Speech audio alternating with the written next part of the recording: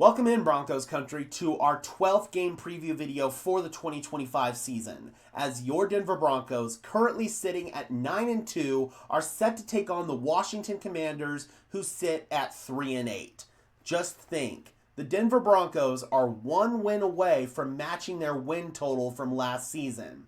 They're in pole position to win the AFC West, and they control their own destiny in terms of attaining the number one seed in the AFC. This Broncos team is looking for real coming out of their bye week. The Commanders are also coming out of their bye week, so it's an even playing field there. But it's been a season from hell for Washington after they made the NFC Championship game last year. Jaden Daniels, their franchise quarterback, has missed multiple games with knee and elbow injuries. He's not playing in this game either. It's going to be Marcus Mariota making his sixth start of the season. They've had injuries on both sides of the ball outside of quarterback. They've had injuries at running back. They've had injuries on defense. It's just not been good for the Commanders. Terry McLaurin, their star receiver, he's missed multiple games. He's finally coming back for this game, so that's a bit of a boost for Washington, but it's looking more and more like a lost season for them. Regardless, they're still an NFL team. They can still beat anybody on any given Sunday. The Broncos are going to have to contend with that, and they're going to have to contend with some outside elements. The weather's not going to be very cooperative in this one. It's supposed to be a bit rainy, a bit snowy possibly. It's going to be cold, and they're going to have to deal with traveling to the East Coast. Denver has kind of struggled historically with East Coast games. They did win on the East Coast earlier this year when they took on the Philadelphia Eagles, so hopefully they're able to translate some of that magic into this game.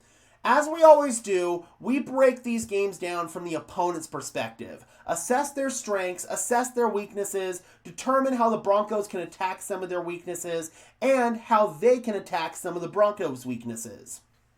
Before we do that, guys, I do want to talk about their coaching staff a little bit. Under head coach Dan Quinn, their offensive coordinator is Cliff Kingsbury, former Arizona Cardinals head coach and former head coach at Texas Tech. He's very well known for his air raid system where they operate out of the shotgun. They like to throw the ball all over the yard. They don't really get under center much. They do run the ball, but it's a lot of shotgun runs as opposed to under center runs. So that's Cliff Kingsbury's system in a nutshell. Their defensive coordinator is Joe Witt Jr. He's been Dan Quinn's right-hand man for several years, and up until a few weeks ago, he was the defensive play caller for this Commanders team, but Dan Quinn decided they needed a change, and he took the play calling duties back over on the defensive side of the ball. Dan Quinn, he's known for a cover 3 heavy scheme, but he ran a lot more man in Dallas, and they do run quite a bit of man in this one. They mix it up sometimes and get into cover 2 and cover 4. They run a lot of 4-2 looks. They run an over front predominantly, so that's what the Washington Commanders do in terms of schematics on both sides of the ball. Now let's go ahead and get into this roster here, courtesy of my favorite website, OurLads. And as we always do, we're going to start off with the quarterback position. It really is a bummer that Jaden Daniels isn't going to be able to play in this one. The main reason why this game was put on prime time was because it was supposed to be Bo Nix versus Jaden Daniels, two of the top quarterbacks in the 2024 draft class, but with Daniels still nursing his dislocated elbow, Marcus Mariota will be getting the start in this game. He's been okay for the Commanders this year. He got playing time last season, and I thought he looked a lot better in those games, but it's been a really crappy situation around Mariota as well. Revolving door at receiver. The run game's been inconsistent, mostly from a run blocking perspective. So things haven't been easy for Mariota to deal with. But still, he's a backup quarterback. He's not going to give you the same level of production as Jaden Daniels. Through the air, he's 92 for 140, a 65.7% completion, 1,065 yards, 7 touchdowns, and 5 interceptions. He's got a .005 EPA per play, which is 15th out of 41 eligible quarterbacks with a minimum of 100 dropbacks this season. a 49.72% success rate, which is 7th out of those 41 quarterbacks. His completion percentage over expected, which is how many passes are you completing relative to the average quarterback in the NFL, that's actually 5th best. So he is producing at least at a decent level in the passing game. He's got 11 big-time throws to 6 turnover-worthy plays, which are actually better numbers than Patrick Mahomes last week. His average depth of target is 5th at 9.4 yards. He's got a 75.2 adjusted completion percentage. That's a little bit low. That's 24th in the league out of 41 eligible quarterbacks. He's not the same mobile quarterback that he was, say, in his early years in Tennessee or when he was tearing it up at Oregon, but he's still a mobile quarterback. He can move, and the scheme doesn't really change too much when Daniels is in there or when Mariota is in there. They can run a lot of the same stuff. Mariota's got 27 attempts this year for 193 yards and 1 rushing touchdown. He's actually got the 7th best PFF passing grade in the league. I know PFF grades aren't everybody's cup of tea, but they are a decent baseline tool that evaluates players based on their film. So I always like to include them in here. Again, I know they're very controversial, especially in Broncos country, because of how they like to grade Bo Nix, but Marcus Mariota, for whatever it's worth, does have the 7th best PFF passing grade in the NFL, with quarterbacks who've taken at least 100 dropbacks this year. When Marcus is kept clean, he's 74 for 100 for 707 yards, 4 touchdowns, 2 interceptions, 6 big-time throws, and just 1 turnover-worthy play. But as expected, he regresses when he's under pressure. 18 for 40 through the air, so a sub 50% completion, 358 yards, 3 touchdowns, 3 interceptions, 5 big-time throws, and 5 turnover-worthy plays. So if you want Marcus Mariota to put the ball in harm's way and potentially play poorly, then you're going to have to pressure him. Go figure. That's not too hard to figure out. When he's not blitzed, he's 53 for 80 for 554 yards, 3 touchdowns, 4 interceptions, 6 big-time throws, and 4 turnover-worthy plays.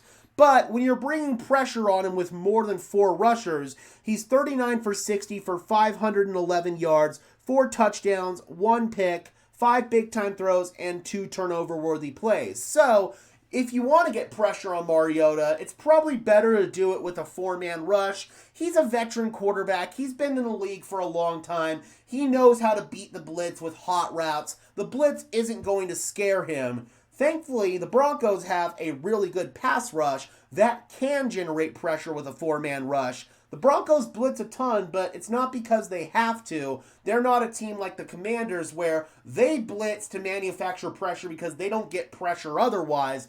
Denver, they blitz because they feel like it's a luxury for them, but whenever they have to just rush 4 guys, they can do it, and they can do it at a high level. So that's the best way to deal with Marcus Mariota. And you want to keep him contained in the pocket, of course. We'll talk about that a little bit more in the keys to victory for this one. Their backup quarterback for this game is Josh Johnson, our old friend who has been all over the league. He spent a stint in Denver in 2022, so good to see our old friend Josh Johnson. We've also got a couple of other old friends on this Commanders roster. Von Miller, of course. We'll talk about that as well. Moving into the running back position for the Washington Commanders, this run game, it's been decent, but they definitely are missing Austin Eckler. They also decided to trade away Brian Robinson at the beginning of the season, and they might be regretting that decision a little bit. The main reason why they did that is the emergence of my guy Ja'Cory Krosky-Merritt, a.k.a. Bill, during training camp and the preseason. And Bill has played really well this year, but he's limited in what he can do. He's not the biggest back in the world. He's not really a threat out of the backfield in the receiving game, nor as a pass blocker, so you can only really use Bill on early downs. Our lads has Chris Rodriguez as the starting running back, but Bill, I would say, is their starter at that position. He's got 114 attempts for 498 yards, 4.37 yards per carry, and 4 touchdowns. 9 receptions for 68 yards, no touchdowns, a 29.7 pass blocking grade, which is 58 out of 68 running backs who are eligible for the grade. I've seen Bill in person at the Shrine Bowl. He's a very physical, aggressive runner. He's going to run into you, and he's going to lay the wood on you on pretty much every single snap. He's got solid vision. I really like what Bill does as a runner, but again, limited because he can't really catch much and he can't really pass protect. But I've talked about Bill so many times on this channel. One of the first players that I got to scout in person that I fell in love with, somebody that was kind of under the radar during the draft process, and he ended up producing at the NFL level and maybe is a star in the making. So that's kind of one that I will wear on my chest a little bit. I was one of the early ones to find Bill Krosky merit. But Chris Rodriguez, he is also in this backfield. He gets a lot of work. He's more of a bigger bruising runner. 60 carries for 279 yards, 4.65 yards per carry, and 3 rushing touchdowns for Rodriguez. 1 catch for 6 yards, so he's not really a threat as a pass catcher either, nor as a pass blocker. He's got the 88th pass blocking grade out of 123 eligible running backs who have gotten at least 1 pass blocking snap this year. The guy who mostly sees the field on third down for them is Jeremy McNichols. That's another former Bronco from back in the day. He's got just 26 carries for 181 yards, 5.79 yards per carry, 15 receptions for 149 yards. He's also got a rushing touchdown. But he's also a really good pass blocker, which is kind of a surprise because McNichols, I remember him not being the biggest player in the world here in Denver, but he is a pretty effective pass blocker according to PFF. 61.8 pass blocking grade, which is 18th best out of 68 eligible running backs. So that is this Commanders backfield right now. They miss Austin Eckler, who tore his Achilles week 2 in Green Bay. They miss Brian Robinson, but they've got Bill Krosky Merritt, they've got Chris Rodriguez, and they've got Jeremy McNichols. As far as this tight end room is concerned, they've been leaning on Zach Ertz quite a bit, and even though he's an older player in the twilight years of his career, he has done some nice things for them. Since the Commanders are more of a college-style air raid offense, Zach Ertz didn't really play too much in line in comparison to the slot. 215 slot snaps, 183 inline snaps, so kind of even, but he's more of a big slot receiving tight end than he is a true inline tight end. They've got guys like John Bates, Ben Sinnott, and I don't even think I can say this guy's last name, but Colson, we'll just call him. He's been a backup tight end there in Washington for the past couple of years. So, yeah, as far as Zach Ertz is concerned, 39 receptions for 387 yards and 4 touchdowns. John Bates, he's their true inline tight end. Doesn't really get a lot of receiving volume. 6 receptions for 62 yards, but he's a solid inline blocker. 17th best run blocking tight end out of 88 eligible tight ends. They've also got Ben Sinnott on the roster. Solid blocking tight end. He gets a lot of inline work. And then they got my guy Colson. He saw some snaps earlier in the year, but hasn't really seen a whole lot of workload since. Washington had some injuries at the tight end position earlier in the year, and that's why Colson got a little bit more workload, but he'll still see the field once in a blue moon, but it's not too often. Just 1 reception for 4 yards for my guy Colson. So now let's go ahead and move into this Washington receiving core, and they are very, very happy to get Terry McLaurin back for this game. This passing game has sorely missed Terry McLaurin. They have not been able to get a lot of production out of their other receivers outside of Deebo Samuel, so getting Terry back is a big boost for them.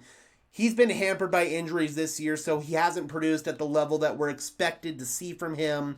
13 receptions for 203 yards and 1 touchdown. 157 snaps out wide, and just 21 in the slot, so he's definitely a true outside receiver, X-receiver, if you will. You've got Deebo Samuel, who plays all over the place. He plays out wide. He plays in the slot. They'll put him at wildcat quarterback. He'll line up in the backfield sometimes. Deebo Samuel does a little bit of everything. 53 receptions for 470 yards and 5 touchdowns, 266 snaps in the slot, 178 out wide, and then various other snaps at other positions, including Wildcat quarterback. Chris Moore has had to step in and play a lot of snaps for them in the absence of Terry McLaurin. He's played 354 total snaps, but hasn't gotten a whole lot of receiving volume. Just 10 receptions for 192 yards and 1 touchdown for Chris Moore, the former Raven and Texans receiver from back in the day. Jalen Lane, he's actually gotten some decent production, their 4th round draft pick this year. 16 receptions for 225 yards for Lane, 166 wide snaps, and 110 slot snaps. Maybe they want to work him in a little bit more. And then Treylon Burks, they signed him a few weeks ago. Remember, Burks had a tryout with the Broncos, decided not to sign with them, and went to Washington instead in light of that Terry McLaurin injury. He's gotten a few snaps, 4 receptions for 72 yards, 46 snaps out wide, and 8 snaps in the slot. I don't know if Treylon Burks is going to get much more work for them now that Terry McLaurin's back, but considering that Chris Moore hasn't produced, maybe we do see a little bit more of Jalen Lane and Treylon Burks in this game. So now let's go ahead and talk about this Washington offensive line here, and I will say 4 players on this unit have been pulling their weight, and they've been solid. One player has really struggled for them, and that's Josh Conerly, their 1st round right tackle. Denver knows what it's like developing a young offensive tackle. Those of you who remember what it was like in the early years of Garrett Bowles, man, it was tough. Josh Conerly, 1st round pick this year. He's got 33 pressures allowed in 11 games. So an average of 3 pressures allowed per game. 6 sacks allowed and 24 hurries allowed. That's not great, Bob. He's got a 51.3 PFF pass blocking grade, 70th out of 83 eligible tackles, and pretty much all the other guys who were below him were backups. 61.2 run blocking grade, so that's not terrible. 52nd best out of 83 eligible tackles, but yeah, Josh Conerly has really struggled for them and has been the weak link on this offensive line. I understand he's a 1st round pick and you've got to work through some of these jitters, but when you compare him to the production of all these other players, he might be holding this overall unit back. And you've got Andrew Wiley, who used to be a starter at that position. You've got George Fant, who started before. I don't know why Josh Conerly is still seeing snaps for them right now. It might be good for him to maybe take a step back. I remember there was a primetime game early on in the season. I can't remember who they were playing, but Conerly really struggled in that game. He struggled in the couple of games that I watched on film, so yeah, man, that is a bit of a liability for them, the right tackle position with Josh Conerly. Laramie Tunsil on the other side, though, has been a stud at left tackle. No surprise there. He's a stud everywhere he goes. I have no clue why the Houston Texans traded him away to begin with, but he's now here in Washington. He's got 13 pressures allowed on the season, 1 sack, and 10 flushes from the pocket. He's the 2nd best pass blocking tackle in the league, and he's the 27th best run blocking tackle, which is still solid. Chris Paul, their left guard, he's been really solid. I'm actually surprised at how well Paul has played for them. Just 11 pressures allowed, 2 sacks, and 9 hurries. 4th best pass blocking grade out of 85 eligible guards. 79th out of 91 eligible guards in run blocking, so that could be a little bit better, but he's been a stalwart in pass protection, and he's been able to keep both Jaden Daniels and Marcus Mariota upright in terms of him carrying his load of things. You've got Tyler Biotish, who is their starting center. He came over with Dan Quinn from the Dallas Cowboys. 13 pressures, 2 sacks, and 11 hurries. 66.9 pass blocking grade, which is 12th out of 37 eligible centers. And then a 67.4 run blocking grade, which is 18th out of 39 eligible centers. So kind of middle in the road as a center, but definitely isn't a weak link on this offensive line. You've got their right guard, Sam Cosmi. He tore his ACL in the divisional round of the playoffs against the Detroit Lions, and he missed the first part of this season. He's been back, and although he hasn't played quite at the same level that he did last year, he's still been a really solid guard for them, again, working his way back from a knee injury. 9 pressures, 2 sacks, and 7 hurries, a 69.0 nice pass blocking grade, which is 20th best out of 85 guards, and a 67.1 run blocking grade, which is 28th out of 91 eligible guards. So, outside of Josh Connerly, this offensive line has been pulling their weight. We'll see if they want to continue this Josh Connerly experiment moving forward. Since they haven't pulled the plug on it now, I think they're going to see it through for at least the rest of this season, but he definitely has struggled, and Washington's going to need to provide him help on that side. Otherwise, I could see Nick Bonito and Jonathan Cooper absolutely feasting on him. I could see Zach Allen and John Franklin Myers potentially feasting on Cosme as he gets back from his injury. Chris Paul, I thought originally he was going to be the guy to attack until I started watching a little bit of film, and then I realized, no, Chris Paul, he's holding up really well. So, yeah, that is the current state of the Washington Commanders' offensive line. Now let's go ahead and move into this defense, which has a lot of aging talent.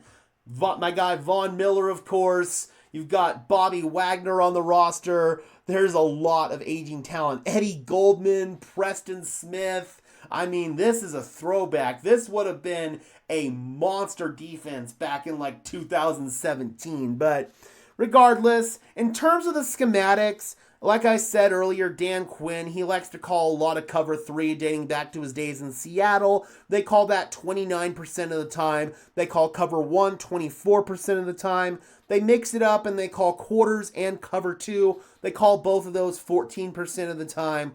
They'll call quarter, half, which is a hybrid coverage of cover 2 and cover 4. They call that 6% of the time. They get into cover 0 3% of the time, and they call cover 2 man just 2% of the time. Teams don't call a lot of cover 2 man because of how much you're vulnerable in the run whenever you call cover 2 man. But let's go ahead and look at this defensive personnel here for the Washington Commanders.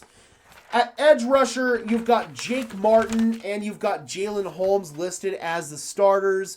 Von Miller and Preston Smith are both listed as backups. Von does see the field. I want to say it's like 35% of the time or something like that. He's mostly a third down pass rushing specialist. Jake Martin, he's kind of broken out for them this year. He's been pretty solid. 4.5 sacks, 24 pressures. Vaughn has 5 sacks and 22 pressures. They really do miss Dorrance Armstrong on the edge. He had 5.5 sacks, and then he went down with an injury that I believe is going to keep him out for the rest of the season. So Washington is definitely struggling without Dorrance Armstrong right now. On the interior defensive line, you've got Daron Payne and you've got Javon Kinlaw. Javon Kinlaw's got 20 pressures on the season, and Daron Payne's got 17 pressures. This is their first season without their star defensive lineman, Jonathan Allen, and I would say they are missing Jonathan Allen on the defensive line. In terms of overall pressures, Jake Martin leads the team, Von Miller, then you've got Javon Kinlaw, Daron Payne, then you've got Johnny Newton. He's got 14 pressures on the season. We already talked about Eddie Goldman. He plays a role on this defense, especially in the run defense where he's got 9 snaps. You've got Sheldon Day there as well. Frankie Louvu, he's a really solid blitzing linebacker. Does struggle a little bit in coverage, though. He's got a 48.8 coverage grade. But again, when you think of Frankie Louvu, you really think of him as a blitzer. Bobby Wagner, he's their Mike linebacker. He's still doing it at, 35 years old or however old Bobby is now. But you can tell he's not moving the same that he used to even like 4 or 5 years ago. He's a little bit slower. You can burn him in coverage. He's got a 51.4 coverage grade. He does struggle sometimes covering like Texas routes and running back routes, so that could bode well for R.J. Harvey as well as possibly Tyler Bidet for the Broncos in this game. Jordan McGee, he also sees playing time for them, but has really struggled. 33.1 linebacker coverage grade. So those are the linebackers. Frankie Louvu, he's really good as a blitzer, but kind of struggles a little bit in coverage. Bobby Wagner, he's Bobby Wagner still, but he's an older Bobby Wagner. Now you move into the secondary, they've struggled quite a bit, and they've had a lot of injuries on this side of the ball too. Mikey Sainer still, he's one of their boundary corners. They've got Jonathan Jones, the former New England Patriot, and right now they have Noah Igbenogany playing nickel. They've lost Trey Amos here in the secondary. They lost Marshawn Lattimore as well. So, yeah, a lot of injuries in the secondary for this Washington Commanders team. Jeremy Reeves, their safety, has the best coverage grade out of this secondary at 61.2. Noah Igbenogany, 53.9. Mikey Sainer still 50.0. Quan Martin, 42.2. Jonathan Jones, 36.7. They've really, really struggled. And I just realized I forgot to do the advanced defensive stats. So let's go ahead and do that right now. In terms of EPA per play allowed, they are 31st in the NFL. 46.74 success rate allowed, which is 28th. 0.23 EPA per pass allowed, 32nd. So the Broncos should be able to have some success in their passing game. 0.001 EPA per rush allowed, which is 25th. 2,908 passing yards allowed, 26th. 67.99% completion allowed, 26th as well.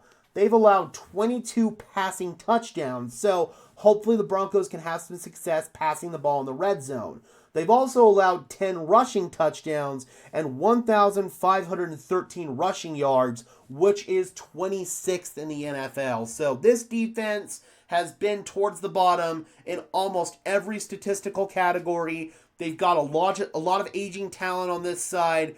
Dan Quinn's taken back over the play calling duties, but when you're buying expired ingredients from the dollar store, no matter who the chef is, you can't be expected to make a gourmet meal. So, yeah, this defense is really struggling, and I do expect the Denver Broncos to take advantage of that struggling defense.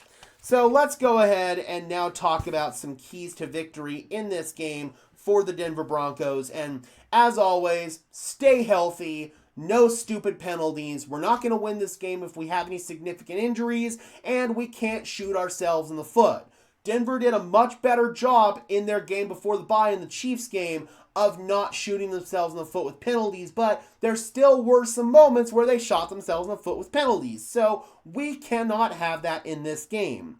They're going to be playing on a really crappy playing surface. Northwest Stadium, the Commanders Stadium, I'm always going to call it FedEx Field, but that stadium has always been known to have a crappy playing surface, and when you combine that with the weather, footing is going to be key. You've got to be wearing the right cleats, and I'm always going to be concerned about a non-contact injury, an ACL, an Achilles, or something like that whenever we play on that particular field. So it's a bit of a concern that's always going to live in the back of my mind. Hopefully that doesn't come to fruition in this game. Like I said, take advantage of their bad defense. Try to establish a ground game. And I know Sean Payton, he likes to mix up his personnel in the backfield, but if there ever is a game for them to ride the hot hand in the backfield, it's this one. Whether it's RJ Harvey or Jaleel McLaughlin or even Tyler Bidet, whichever one of them steps up, that's the guy that I would ride in this game. Take play action shots whenever they're available downfield.